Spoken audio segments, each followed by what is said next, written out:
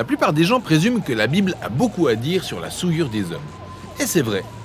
C'est aussi vrai que le vocabulaire biblique sur le sujet semble étrange à notre époque où les gens ne sont pas familiers des mots comme péché, iniquité ou transgression. Ainsi, le point de vue de la Bible sur la condition humaine est souvent ignoré ou qualifié de vieux et de dépassé. C'est assez regrettable, car par ces mots, les auteurs bibliques proposent un examen profond de la nature humaine. L'iniquité décrit un comportement tordu, tandis que le péché se rapporte à un échec moral. Quant à la transgression, c'est un mot fascinant que vous n'avez sûrement pas utilisé récemment dans une conversation. Alors, parlons-en un peu. Dans l'Ancien Testament, en hébreu, le nom est pécha et le verbe pacha. Et dans le Nouveau, le mot grec est paraptoma. En général, on les traduit par transgression, parfois par rébellion, et dans les traductions plus anciennes, par offense. Ces mots traduisent la façon dont les gens brisent la relation de confiance avec les autres. Pécha décrit la trahison dans une relation. Puisqu'il existe plusieurs types de relations, beaucoup de comportements différents peuvent être qualifiés de pécha. Par exemple, quand deux pays sont alliés, on dit qu'ils ont conclu un traité et pacha décrit la rupture de cet accord. Notamment dans le livre biblique de 2 Rois où on peut lire « Après la mort du roi Akab, Moab a pacha avec Israël ». Mais on le traduit généralement par « Moab s'est rebellé contre Israël ». En hébreu biblique, on ne pacha pas contre quelqu'un, mais avec quelqu'un. C'est-à-dire qu'on abuse de la confiance de cette personne. Le même principe se dégage d'une loi de l'Ancien Testament sur le vol. Si un Israélite est en voyage et que quelqu'un s'introduit dans sa maison et lui dérobe quelque chose, c'est du vol.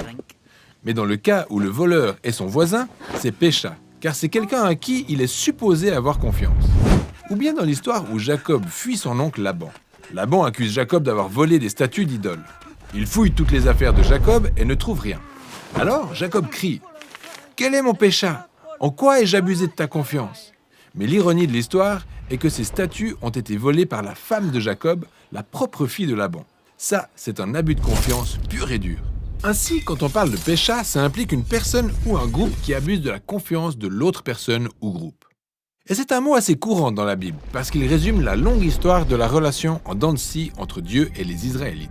Au mont Sinaï, ils avaient accepté d'adorer uniquement leur Dieu et de prendre soin des pauvres qui se trouvent au milieu d'eux. Mais ils ne l'ont pas fait. De ce fait, Dieu a suscité des prophètes pour les mettre face à leurs responsabilités. Comme Michée l'a dit, « Mais moi, je suis rempli de force, de l'Esprit de l'Éternel. Je suis rempli de justice et de vigueur pour faire connaître à Jacob son pécha. » Ou le prophète Amos qui a accusé les Israélites de pécha, en particulier par l'idolâtrie et la vente des pauvres pour quelques malheureux sous. Il a aussi accusé d'autres nations, comme Tyr, qui ont profité de la capture de villes entières pour les réduire ensuite en esclavage, ou les Ammonites pour avoir tué des innocents afin d'étendre leurs frontières. Pour Amos, ce sont tous des actes de pécha. Ils rompent la confiance universelle qui existe entre tous les hommes créés à l'image de Dieu. Il a vu ses dirigeants ignorer ou justifier les mauvais traitements infligés à leurs semblables au nom de la raison d'État ou d'une économie de croissance, mais pour Amos, c'était purement et simplement une trahison de la race humaine.